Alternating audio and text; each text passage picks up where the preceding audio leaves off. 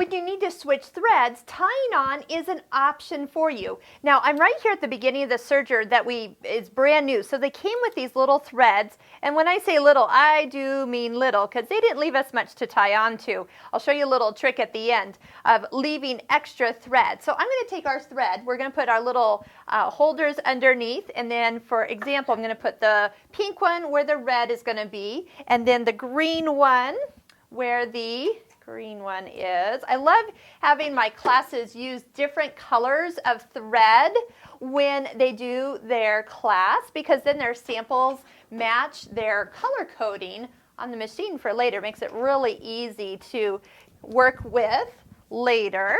All right.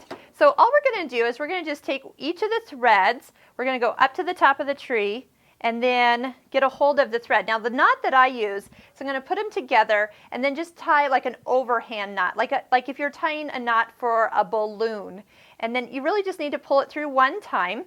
And if you want to cut the little extra threads, you sure can. Now these knots will go through the serger all the way to the two loopers and except the two needles. So once these knots get pulled down through the needles, then I'm going to cut them and then hand thread the needles myself. So just keep that in mind. I try not to pull too hard. I want to watch for those knots.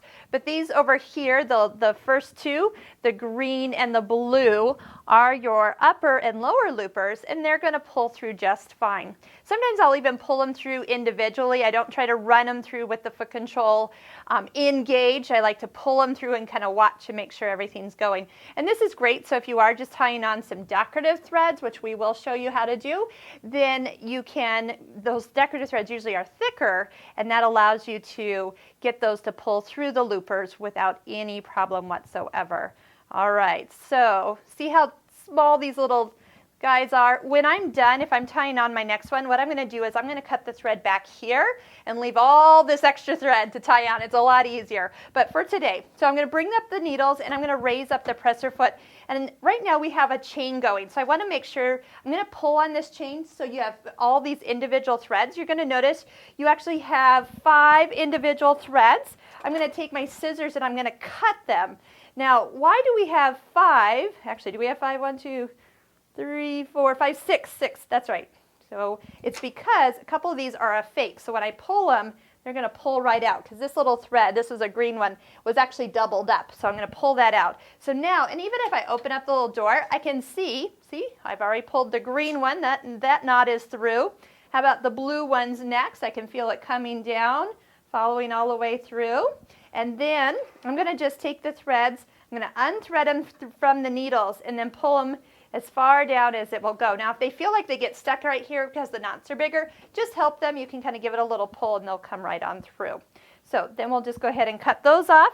We'll reach for our needle threader. Yes, that was in our accessory box because our needle threader really is nice. Do make sure that we do get the one that's threaded through our right tension, which is our red one or pink one, and put that one through the right needle. So use your needle threader. You're going to put your thread side to side in his mouth and then slide down the little needle gently. There's a little piece of metal that will push it through at the end and allow a little loop to get pushed out the backside. Lovely. I always like to have this close by. It does work on your sewing machine too, so if you want, either keep this close by or get an extra one and keep it at your sewing machine. There we go. And then our yellow one will go through our left needle. Okay, so we have the 4 individual threads out to the side. So that's exactly what we have. And then we're just going to close the door. Remember, if you don't close the door, it will not run. We're just going to take some fabric and do a little test. If you're like me, sometimes what I'll do is just slide the fabric underneath the foot so that first stitch gets into the fabric first. You do not have to do that, but I usually have my students do it. Otherwise, just go ahead and put the foot down and go ahead and stitch. And we'll go ahead. Sometimes this little extra thread, I'll just snip out of the way so it's not in my line of sight, and then we'll just go ahead and see how it looks.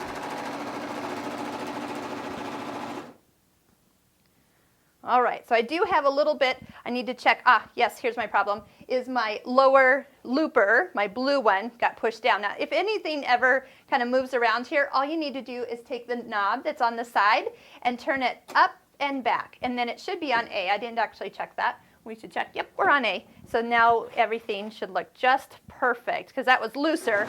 And sure enough, that thread definitely looked loose on the fabric.